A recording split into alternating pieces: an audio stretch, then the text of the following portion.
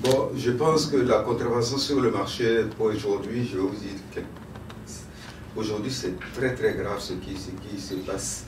Parce qu'aujourd'hui, on est en train de plomber même toute l'économie, on est en train de tuer le label Faso Damphani, on est en train d'effacer l'image de Thomas Sankara parce que pour lui, il est quand même le percusseur qu'il a voulu l'amener dans l'économie. Mais aujourd'hui, c'est dommage qu'on arrive là. Mais c'est comme je vous disais, quand on dit un médecin, quand on a un cancer, et c'est vrai qu'il faut soigner le cancer, mais il faut savoir la cause même du cancer, qu'est-ce qui a amené le cancer. Tout simplement parce qu'on est dans un domaine où, depuis des années et des années, même sur votre plateau, j'ai toujours dit que tant qu'on n'organise pas ce secteur, tant qu'on n'a pas de vraies entreprises structurantes dans ce secteur, tant qu'on favorise que le secteur informel, c'est-à-dire même les bailleurs de fonds, beaucoup de gens, même les FMI, la Banque mondiale, se sont tous beaucoup focalisés sur l'informel. Et l'informel, même il y a des prix d'informel, il y a des gens qu'on encourage dans l'informel. Voilà la cause qui fait qu'aujourd'hui, même pour arrêter, même ça, on ne sait pas comment faire. C'est-à-dire, vous allez poser la question à quel économiste. C'est difficile de trouver la solution parce que chacun est dans sa petite maison, chacun est dans son petit coin, chacun est caché dans un trou, chacun travaille. Et les distributeurs, vous savez, les commerçants, les businessmen, les spéculateurs, c'est l'argent. Hein. Le patriotisme, il ne faut pas parler avec eux parce qu'ils s'en foutent. Et c'est l'argent, l'argent, l'argent, fait de l'argent.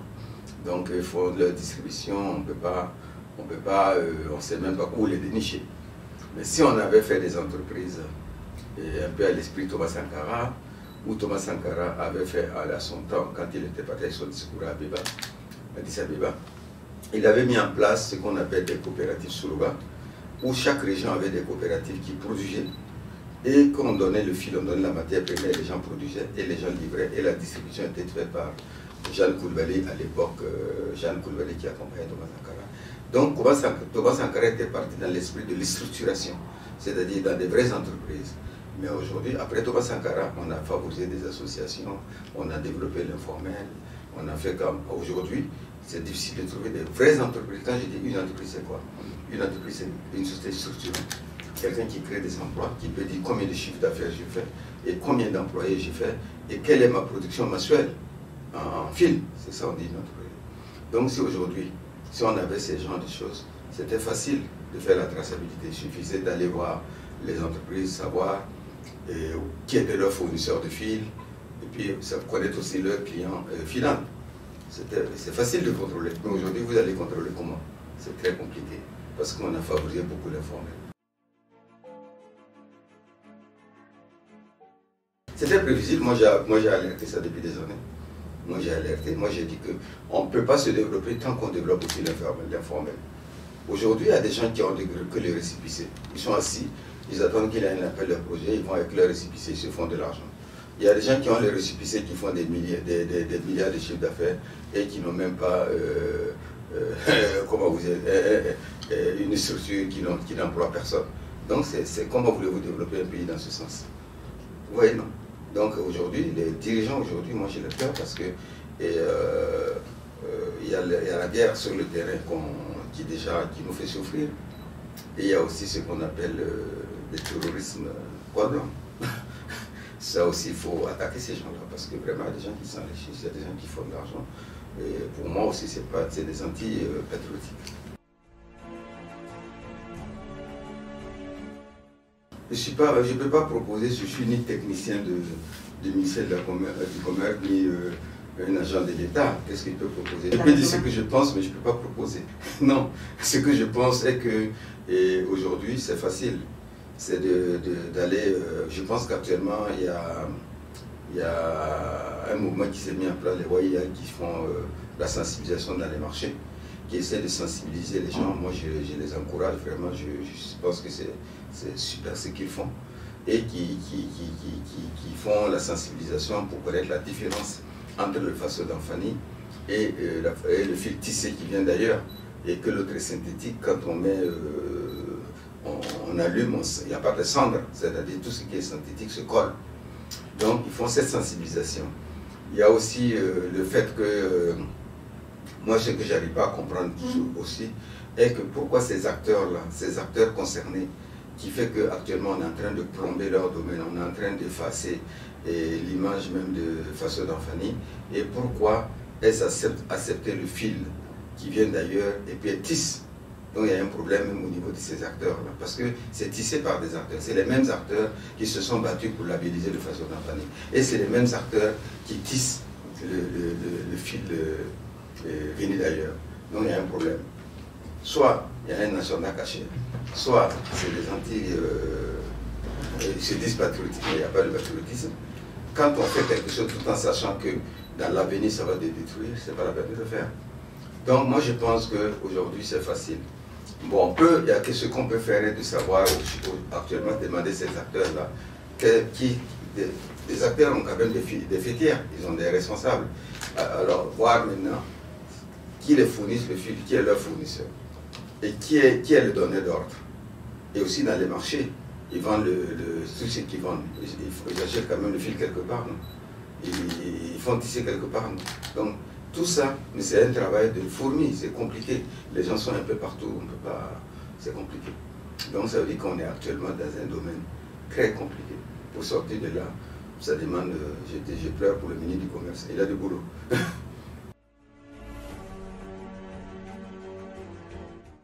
Je ne suis pas d'accord qu'ils disent que c'est cher. Vous savez, c'est un choix. Le choix, quand on choisit d'être patriote, quand on s'agit pour le développement, il y a un choix. Quand vous regardez notre secteur, l'État a mis des milliards. Le ministère de la Jeunesse et de l'Emploi a formé les femmes et les tisseurs sur la teinture et le tissage des milliards. FARPA a mis des milliards. La coopération sociale a mis des milliards. L'Union européenne a mis des milliards. Le ministère du Commerce a mis des milliards. Toutes ces institutions ont mis des milliards. Quand on a mis des milliards pour que vous soyez formés dans la pigmentation des couleurs, dans la recherche des couleurs, dans la qualité, qu'aujourd'hui vous maîtrisez le système de votre travail. Et c'est la diversité de travail, la créativité qui fait vendre. Et que vous laissez cela pour aller prendre du fil où c'est toujours des couleurs basiques, les mêmes couleurs. Qu'est-ce qui va se passer? Vous allez avoir tous, c'est facile d'aller au marché prendre la même couleur, le noir, le rouge, le jaune. Vous allez faire les mêmes produits. Parce que vous allez vous retrouver dans les mêmes produits, il n'y a plus de créativité. Et les produits vont être inondés sur le marché. Voilà d'où vient le problème. Mais si vous tous rentrez dans la création, vous faites des pigmentations de couleurs, vous faites des différences dans la recherche des couleurs, comme on vous a appris. Vous avez été formé pourquoi? On a mis des milliards, on a mis beaucoup d'argent pour vous former. Et vous voulez la facilité maintenant, vous récupérez des fils et couleurs basiques, et vous faites tous la même chose. Rentrez au marché voir. Pourquoi ça ne marche pas? Allez-y au marché, faites une enquête. Vous allez voir qu'ils ont tous les mêmes produits. C'est la rayure, c'est le truc un peu... c'est tous les mêmes produits. Il n'y a pas de créativité. Alors que dans n'importe quel produit, que ce soit tout ce que vous faites, même vous, dans la presse, s'il n'y a pas de créativité, il n'y a pas de recherche, à un moment donné, ça meurt. Alors moi, je ne suis pas impacté, honnêtement. Mais moi, ça me fait mal au cœur, raison pour laquelle je parle. Sinon, moi au contraire, la concurrence, ce qu'ils font, ça fait que m'avantager, parce que moi j'ai un produit tracé, bio, j'ai un produit 100% coton du Burkina Faso, je suis reconnu que tous mes produits sont 100% Burkina Faso, j'achète mon fil, je file ça, bio, je travaille, j'ai un label, j'ai un nom, donc moi je n'ai pas de problème, je ne suis pas impacté. Mais eux aussi pourraient, parce qu'à partir du moment où ils connaissent, ils ont été formés, ça a eu de créer. S'ils créent qu'il y a diversité de produits, ça va marcher. Mais s'ils ont tous la même chose, à un moment c'est saturé, le client, qu'est-ce que le client fait? Le client, il a toujours Vous savez, quand le client voit toujours la même chose, à un moment donné, il n'a plus envie de consommer. Voilà ce qui arrive. Et le même problème, la même réflexion quand on voulait labelliser le cocodona. J'ai intervenu, j'ai eu tous les sortes de coups. On m'a pensé que j'étais contre le cocodona, on m'a traité de tous les noms, on m'a même... j'ai eu des problèmes même à l'époque. Mais parce que moi j'ai dit, tout simplement, quand on veut labelliser un produit, il fallait labelliser la ville, le quartier de Koko, où ces femmes qui sont là-bas, qui travaillent, qui sont des artistes, c'est leur savoir-faire. On doit labelliser la ville, le Bobo de la Sour, Koko. Si on labellise là-bas, en ce moment, tout produit qui ne vient pas de là-bas, on ne doit pas faire l'appellation Koko. Là, aujourd'hui, qu'est-ce qu'on a fait? On a vulgarisé. Aujourd'hui, maintenant, qu'est-ce que ça fait? Quand vous allez partout, dans toutes les quatre coins de rue, on a des produits qu'on appelle Koko. Alors que ce n'est pas fait à Koko. Donc, qu'est-ce qu'il fait? On a rabaissé le produit, sa qualité, ses valeurs culturelles. Aujourd'hui, tout le monde a ça, il se regarde. Et ça dans tous les quatre coins de rue. Mais si on avait mis le label Koko, c'est-à-dire que votre produit n'est pas fait à Koko, vous n'avez pas le droit de mettre Koko. C'est comme en Europe, partout, quand on dit champagne. Tout le monde fait du vin champagne. Mais tu ne peux pas mettre champagne tant que ce n'est pas fait. Les vignes ne sont pas de la ville de Champagne. Tu ne peux pas mettre Bordeaux tant que ton vin n'est pas fait à Bordeaux. Oui, non. Mais voilà le problème qu'on fait ici. Ici, c'est un peu, excuse-moi, je parle du passé, on ne va pas parler du présent parce que la transition, ceux qui sont là, ils ne sont pas comptables de ce qui se passe aujourd'hui. Mais quand on regarde le passé, c'était dans tous les domaines, il y avait que la politique. Donc ça fait qu'aujourd'hui, on paye pour ça. Donc soyons francs, disons les choses telles qu'elles sont. Aujourd'hui, c'est ce qu'on est en train de payer. On paye, mais il faut qu'on s'en sorte. Il faut qu'on sorte de là. Sinon, on est en train de plomber l'économie du textile. Aujourd'hui, qu'est-ce que vous allez faire? Imaginez-vous que ce fil, à un moment donné, qu'est-ce qui va se passer? Si on continue de vendre ce fil sur la place pendant 5, 2 ans, 3 ans, en ce moment, nos usines de filature vont fermer. Et les étrangers aussi ne sont pas bêtes, quand ils savent qu'ils ont le marché, ils créent toujours pour vous tenir. Parce qu'ils vont se mettre dans la créativité pour prendre le marché, pour occuper le marché. Après, maintenant, qu'est-ce qu'on devient? C'est un peu la colonisation encore. Avant, on disait qu'on était colonisé par les Européens, on sera colonisé encore par nos frères africains. Si votre économie est dans les mains des autres, ça veut dire que vous êtes toujours colonisé. Donc voilà ce qui puisse nous arriver. Mais on peut s'en sortir si on accepte de dire qu'aujourd'hui, il faut aller vers des structures, des sociétés structurantes, des sociétés organisées, des sociétés créatrices d'emplois, des sociétés où on peut savoir quelle est la production mensuelle. Et avec la traçabilité, on n'allait pas avoir ce problème. Mais on a refusé. Quand vous parlez de sociétés comme ça, vous savez, aujourd'hui, tout le monde, c'est comme j'aime bien, je répète encore, n'importe qui se lève aujourd'hui avec un récépissé, il est patron. En réalité, quand vous allez, il n'a même pas embauché une personne. Et c'est lui qui fait l'appui du beau temps, et c'est lui qui va partout, c'est lui qui a tout ce qu'il faut, c'est lui qui a les honneurs, c'est lui qu'on écoute. Voilà, donc voilà.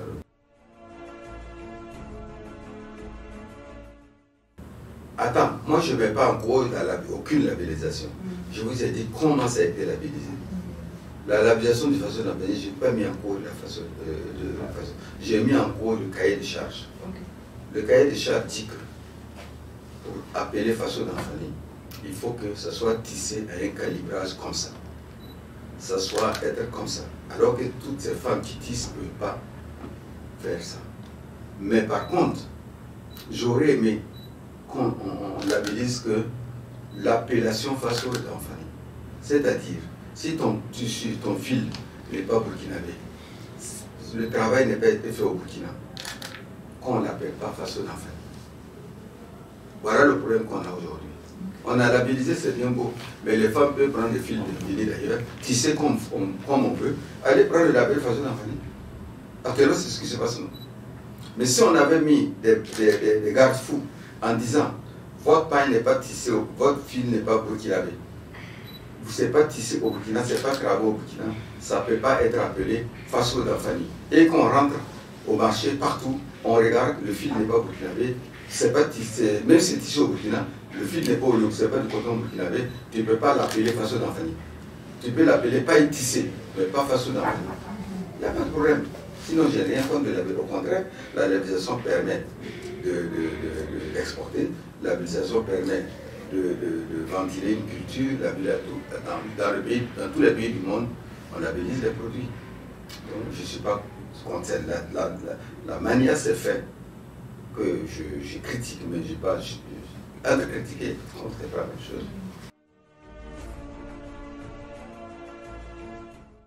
Bon, ce que j'ai déjà dit, je pense que j'ai fait le tour. Et mon rêve est que je pense que ces autorités ont pris les choses à cœur, les autorités actuelles. C'est vraiment organiser le secteur. Et je ne sais pas, même si vous amenez les grands économistes aujourd'hui, je pense que tout ça, le FMI, la Banque mondiale, tous ces économistes-là, les gens, ils se sont rendus compte que vraiment un problème. Comment structurer le secteur, comment aller vers des sociétés structurantes, et comment créer plus d'emplois, et comment transformer notre coton à grande échelle pour qu'on puisse occuper, exporter dans la sous-région. Surtout, on a un marché énorme. La chance qu'on a est qu'on a un savoir-faire, on a le coton, tout le monde aime ce que nous faisons. Dans toute l'Afrique de l'Ouest aujourd'hui, on est les seuls qui maîtrisent le tissage comme il faut. Donc mon souci, mon rêve est que vraiment, on essaie de tout faire pour que vraiment on prenne le dessus et qu'aucun pays ne doit être au-dessus de nous et qu'on puisse occuper le terrain dans toute l'Afrique de l'Ouest, exporter dans le monde et créer plus d'emplois. Surtout moi, j'insiste sur la création d'emplois. Vous savez que même si vous exportez et il n'y a pas de création d'emplois, c'est un problème. Vous savez qu'aujourd'hui, on peut mettre 2 ou 3 machines qui vont produire beaucoup. Et puis vous allez exporter. Mais s'il n'y a pas la main-d'œuvre, si cette structure n'embrasse pas de main-d'œuvre, ça revient au même, ça revient sur le même problème. Le plus important, c'est la création d'emplois. Voilà. Donc, c'est un rêve. Et puis que le Burkina, c'est vrai que bon, tout ça c'est bien beau. Parce qu'on a un pays, si on a un pays qui est en paix, mais aujourd'hui c'est la guerre. Vous savez, la priorité c'est la guerre. Ce n'est pas de leur faute. Mais on peut faire un clin d'œil sur l'économie de la mode.